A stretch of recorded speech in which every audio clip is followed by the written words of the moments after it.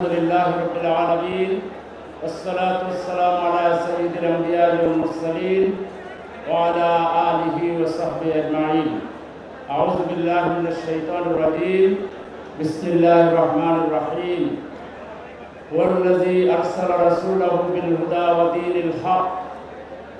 الحق ليظهره على الدين كله ولو كره المشركون.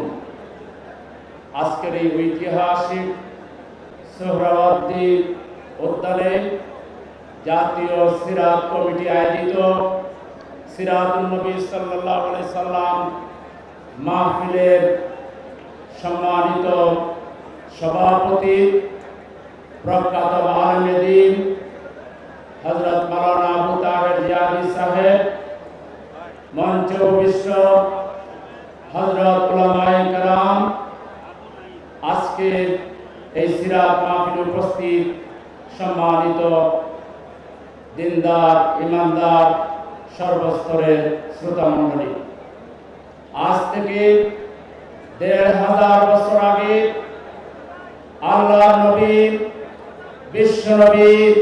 বিশ্বনেতা মুহাম্মদুর রাসূলুল্লাহ সাল্লাল্লাহু আলাইহি সাল্লাম এমন এক সমাজে আবির্ভূত হয়েছিলেন যে সমাজকে আখ্যায়িত করা হয়েছিল আইয়ামে জাহিলিয়া হিসাবে।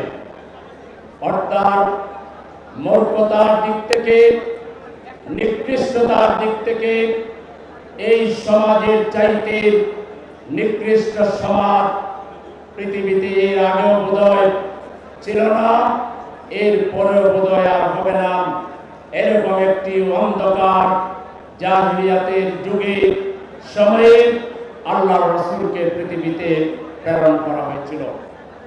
তিনি যখন একটু বড় হলেন, সমাজের দুর্দশা সমস্যা অবলোকন করলেন, সেই সমস্যার সমাধানের জন্য ব্যক্তিগত উদ্যোগ নিয়েছিলেন। তিনি এক পর্যায়ে হিলফুল ফজল নামে একটি যুব সংগঠন কায়েম করেছিলেন, সমাজ থেকে সব ধরনের অন্যায় জুলুম মোকাবেলা করার জন্য।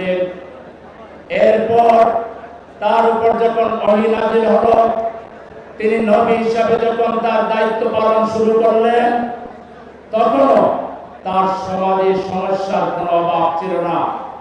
শত শত সমস্যা ছিল, সেখানে মাইট ইজ রাইট ছিল, জোর যার মূল্য তার আইনের শাসন সেখানে অনুপস্থিত ছিল। সেখানে গণহত্যা করা হতো, নারী নির্যাতন করা হতো, শিশু নির্যাতন করা হতো, কন্যা সন্তানকে জীবন্ত প্রতীত করা হতো। সেখানে এরকম আরো অসংখ্য সমস্যায় জর্জরিত ছিল তৎকালীন আরব সমাজ। কিন্তু আল্লাহর রাসূল সেই দিকে নজর না দিয়ে তিনি এক দফা কর্মসূচি ঘোষণা করেছিলেন। মানুষ প্রথমে বুঝতে পারেনি এত সমস্যা, এত জঞ্জাল, কিন্তু তিনি কোনো দিকে কোন সমস্যার কথা উল্লেখ না করে একটা মাত্র সমস্যা, একটা মাত্র সমাধান তিনি জাতির সামনে পেশ করেছিলেন। সেটি ছিল কওলু লা ইলাহা ইল্লাল্লাহ তুফলিহুন। তোমরা সবাই লা ইলাহা ইল্লাল্লাহ পড়ো, তাহলে তোমরা সফল কাম হয়ে যাবে। আল্লাহর রাসূলের কাছে পবিত্র কোরআন নাযিল হওয়া শুরু হলো। তার উপরে তার দায়িত্বের ব্যাপারে কোরআনে যা বলা হলো, তার মধ্যে একটি আয়াত, পবিত্র আয়াতে কারিমা আমি তেলাওয়াত করেছি, যার অর্থ হচ্ছে তিনি সেই সত্তা যিনি তার রাসূলকে হেদায়েত এবং সত্য দিন সহ পাঠিয়েছেন, যাতে করে সকল বাতিল দিনের উপরে এটাকে বিজয়ী করতে পারেন। আল্লাহর রাসূল কোরআন দিয়ে এই এক দফা তার কর্মসূচি, এক আল্লাহকে রব মেনে নিতে হবে, সকল বাতিলকে জাহিলিয়াতকে পরিত্যাগ করতে হবে, এর মধ্যেই মানবতার মুক্তি। এটা তিনি তার কাজে প্রমাণ করেছিলেন। মক্কার 13 বছর তিনি দাওয়াতের আল্লাহর কাজ করেছেন, শাহাদাত আন-নাসের কাজ করেছেন, মানুষ তৈরির কাজ করেছেন। এক পর্যায়ে আল্লাহর নির্দেশে তিনি মদিনায় হিজরত করে মাত্র 313 জন কম বেশি সাহাবী নিয়ে মদিনায় কোরআন দিয়ে একটি রাষ্ট্র কায়েম করেছিলেন, যে রাষ্ট্রে কোনো চুরি ছিল না, ডাকাতি ছিল না, বেহায়াপনা ছিল না, অশ্লীলতা ছিল না। সেখানে শিশুর অধিকার রক্ষা হয়েছিল, নারীর অধিকার প্রতিষ্ঠা করা হয়েছিল, যুবকের অধিকার প্রতিষ্ঠা করা হয়েছিল। প্রত্যেকটা নাগরিক সেখানে সুবিচার পেয়েছিল। মদিনা রাষ্ট্র নামে তিনি যে রাষ্ট্র কায়েম করেছিলেন, আজ অবধি তার সমতুল্য কোন রাষ্ট্র পৃথিবীতে কায়েম হয়নি। আজকে আমাদের বাংলাদেশ সমস্যায় জর্জরিত।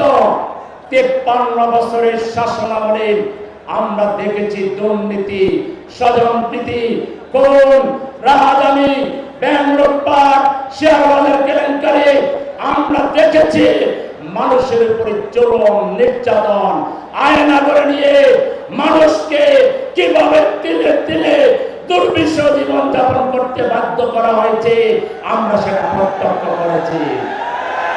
আমরা পরিষ্কার বলতে চাই, আমাদের ছাত্র সমাজ, গণমানুষ জাতির মনের ভাষায়, ইমানের ভাষায়, আল্লাহর ভাষায় তারা একটা স্লোগান দিয়েছে, উই ওয়ান্ট জাস্টিস।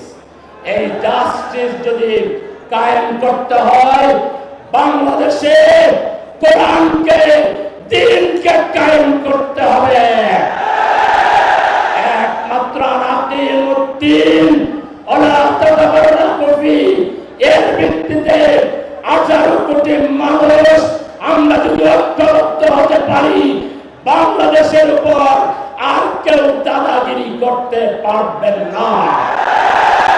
সেই কোরআনের সমাজ যদি প্রতিষ্ঠা করতে হয়, তাহলে আমাদেরকে তার পদ্ধতি আমাদেরকে শিখতে হবে মুহাম্মদুর রাসূলুল্লাহ সাল্লাল্লাহু আলাইহি সাল্লামের জীবন থেকে।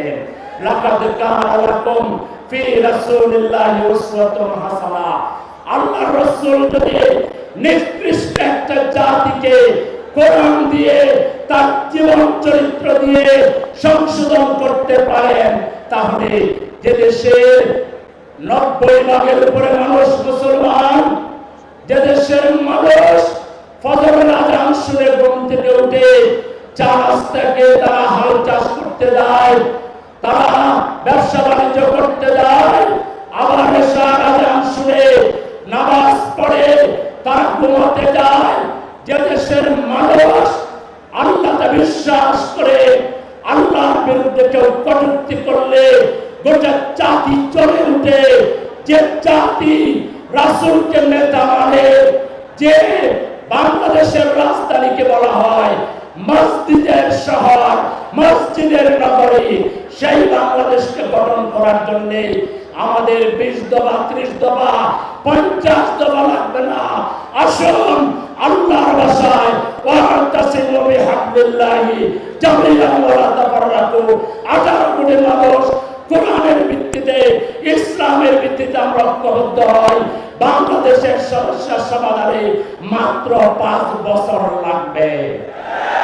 5 বছরের ভিতরে বাংলাদেশ থেকে দারিদ্র আমরা হিমাগরে পাঠাবো।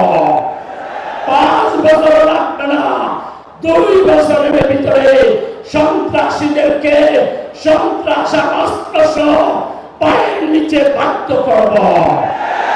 বাংলাদেশে আর কোন সন্ত্রাস চলবে না, কোন খুন হবে না, রাজধানী হবে না। বাংলাদেশ সোনার বাংলাদেশে পরিণত হবে। সেই ধরনের একটা বাংলাদেশ প্রতিষ্ঠায় আমাদেরকে জনগণের কাছে যেতে হবে, দাওয়াত দিতে হবে, ইসলামের সৌন্দর্য তুলে ধরতে হবে, রাসূলের আদর্শ তুলে ধরতে হবে। আজকের শ্রোতা মণ্ডলীকে জিজ্ঞাসা করতে চাই, বাংলাদেশকে আধুনিক কল্যাণ রাষ্ট্রে পরিণত করার জন্য ইসলামের ভিত্তিতে শিক্ষা ব্যবস্থা, সংস্কৃতি, রাজনীতি, অর্থনীতি, তামাদ্দুনিক সব দিককে তৈরি করার জন্য আমাদেরকে যদি আরো পরিশ্রম করতে হয়, আরো ত্যাগ স্বীকার করতে হয়, প্রয়োজনে বাংলাদেশের স্বাধীনতা রক্ষার জন্য, ইসলাম রক্ষার জন্য আমাদেরকে যদি জীবন দিতে হয়, আপনারা কি রাজি আছেন? সুতরাং এই ঐক্যবদ্ধ ইসলামী জনতাকে তাওহীদি জনতাকে রাখতে পারে এমন শক্তি বাংলাদেশে নেই। নাসরুম মিনাল্লাহ অফাতহুন কারীব, আমাদের বিজয় এসেছে, চূড়ান্ত বিজয়ের যাত্রা আজকে থেকে শুরু হলো। ইনশাআল্লাহ এই বাংলার ৫৭,০০০ বর্গ কিলোমিটার মাটিতে কোরআনের পতাকা পথ পথ করে উঠবে ইনশাআল্লাহ। আমরা সেই দিনের জন্য ধৈর্য ধারণ করব, মিলেমিশে চলব, বাংলার আপামর জনগণকে আমরা ভালোবাসবো, তাদের কল্যাণে কাজ করব। আল্লাহ তাআলা আমাদেরকে সেই তৌফিক দান করুন। খোদা হাফেজ। বাংলাদেশ জিন্দাবাদ, বাংলাদেশ জামাত ইসলামী জিন্দাবাদ।